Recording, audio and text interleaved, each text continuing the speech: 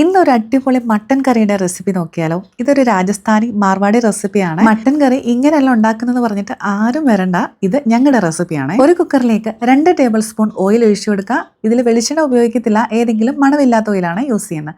അതിലേക്ക് 2 വലിയ ഏലക്ക, ഒരു ബേ ലീവ്സ്, 3-4 ഗ്രാമ്പു, 2 തക്കോലം, ഒരു ചെറിയ കഷ്ണം പട്ട, ഇത്ര ഇട്ടതിന് ശേഷം അതിനെ ഒന്ന് പൊട്ടിച്ചിട്ട് അതിലേക്ക് ഒരു സവാള ഇട്ട് കൊടുക്കാമേ. ഇനി ഇതിലേക്ക് കുറച്ച് കറിവേപ്പിലയും കൂടി ഇട്ടിട്ട് നന്നായിട്ട് ഇതുപോലെ ഒന്ന് ചുമക്ക വറുത്തെടുക്കുക. ഇനി ഇതിലേക്ക് ഒരു 1/2 ടീസ്പൂൺ മഞ്ഞൾപ്പൊടിയും 1 ടീസ്പൂൺ മല്ലിപ്പൊടിയും 1 ടീസ്പൂൺ കശ്മീരി ചില്ലി പൗഡറും ചേർത്ത് നന്നായിട്ട് മിക്സ് ചെയ്തതിന് ശേഷം അതിലേക്ക് കുറച്ച് ഉപ്പും കൂടി ചേർത്തതിന് ശേഷം ചെറുതായിട്ട് കട്ട് ചെയ്ത് വെച്ച മട്ടൻ ഇതിലേക്ക് ചേർത്ത് കൊടുക്കാം.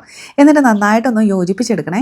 ഇനി ഇതിലേക്ക് 1 ടേബിൾ സ്പൂൺ ആണെങ്കിൽ വിനാഗിരിയും കൂടി ചേർത്ത് കൊടുക്കണേ. എന്നിട്ട് ഒന്നും കൂടി നന്നായിട്ട് മിക്സ് ചെയ്ത് ഇതിനെ അടച്ച് വെച്ചിട്ട് ഒരു 2 വിസിൽ വരെ വേവിച്ചെടുക്കാമേ. ഇനി ഒരു ചെറിയ കട്ടോരി എടുക്കുക. അതിലേക്ക് ഒരു 3 ടീസ്പൂൺ മല്ലിപ്പൊടി ചേർത്ത് കൊടുക്കുക. ഇനി ഇതിലേക്ക് 2 ടീസ്പൂൺ കശ്മീരി ചില്ലി പൗഡറും കൂടി ചേർത്ത് കൊടുക്കുക. 1 ടീസ്പൂൺ മഞ്ഞൾപ്പൊടിയും കൂടി ചേർത്തെടുക്കുക. എന്നിട്ട് 1 ടേബിൾ സ്പൂൺ തൈരും കൂടി ചേർത്തിട്ട് നന്നായിട്ട് ഇതിനെ മിക്സ് ചെയ്ത് വെക്കുക. ഇതാണ് ഇതിൻ്റെ ഒരു മെയിൻ മസാല എന്ന് പറയുന്നത്. ഇനി ഒരു വലിയ പാത്രം അടുപ്പിലേക്ക് വെക്കുക. അതിലേക്ക് ഒരു 2 ടേബിൾ സ്പൂൺ ഓയിൽ ഒഴിച്ചു കൊടുക്കുക. 1 ടീസ്പൂൺ കടുകിട്ട് പൊട്ടിക്കുക. അതിനുശേഷം 1 ടീസ്പൂൺ ജീരകം കൂടി ഇട്ട് പൊട്ടിക്കണം.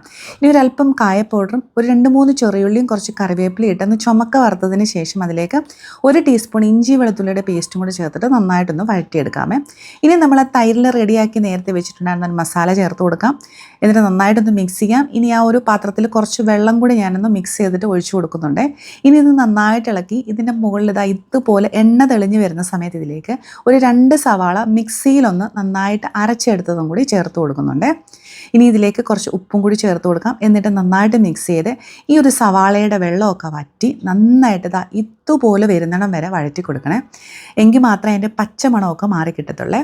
ഇനി നമ്മൾ വേവിച്ച് വെച്ച മട്ടൻ ഇതിലേക്ക് ചേർത്ത് കൊടുത്ത് നന്നായിട്ടൊന്ന് മിക്സ് ചെയ്യാം. ഇനി ഇതിനെ അടച്ചു വെച്ചതിന് ശേഷം അതിൻ്റെ വെള്ളമൊക്കെ ഒന്ന് വറ്റിയ മട്ടനിലൊക്കെ നന്നായിട്ട് പിടിച്ച് മുകളിൽ എണ്ണയൊക്കെ തെളിഞ്ഞ് വരുന്നിടം വരെ മീഡിയം ഫ്ലെയിമിൽ ഇട്ടിട്ട് ഒന്ന് വേവിച്ചെടുക്കാം.